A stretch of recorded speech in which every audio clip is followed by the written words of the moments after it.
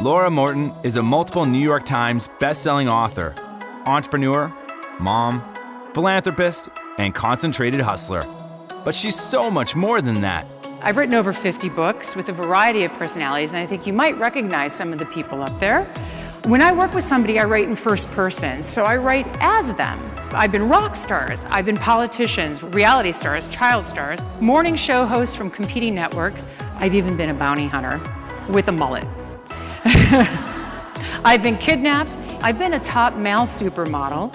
I've been a female race car driver. I have been the top pop star in the world. I founded several billion-dollar corporations, and yes, I am the mind freak who can levitate in front of thousands of people. I'm straight, I'm gay, I'm bi, I'm curious, and I'm so much more. We control our narrative every day. We control our narrative with how we speak, how we communicate. We're living in a world right now where we communicate 24/7. I mean, we can text somebody in the room, we can text somebody across the world. We certainly have the ability with what we put on social media. As a master storyteller, Morton has spent years perfecting her art. Can you imagine if people were talking about you and your company the way they're talking about Game of Thrones, or Breaking Bad, or Billions? Why aren't they? It's because they don't know your story. Or maybe you're just telling them the wrong story. I'm not somebody who takes no for no. In fact, when I hear no, that's my first step to yes. Now, I call it concentrated hustle, right?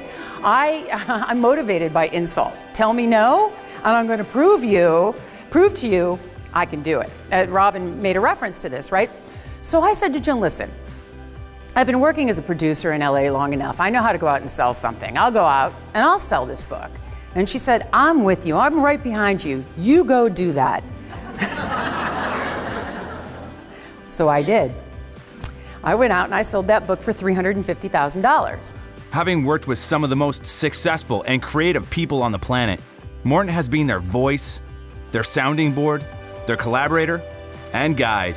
If she can elevate their brand, imagine what she can do for yours. Fearless and captivating, Morton provides the ultimate backstage pass for her audiences, while sharing one-of-a-kind insights only she could weave into unforgettable life lessons, always leaving her audiences wanting more. Whenever I work with a client, that is the first thing that I tell them. The very first thing that I tell them is that we're in a relationship of truth and trust. If you trust me, you'll tell me the truth. The only way I can protect you is if you trust me and if there's truth between us. And in the work that you all do, it's so important to create that kind of connection. And we're going to talk about that. You never know where life is going to take you, because I kept saying no to this guy. A real estate coach taught me this. And now, an ordinary girl who gets to work with extraordinary people is teaching you this. And my ask for you is that you go home tonight and you really think about this. And if you really can't answer it for yourself, ask someone close to you, which one of these 4 addictions, or which of all of these 4 addictions do you think I have? Time to get real. Okay. I don't know about you, but when I get on an airplane, I do 2 things.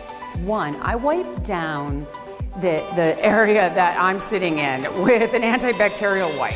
And I wipe down every visible area that you can see.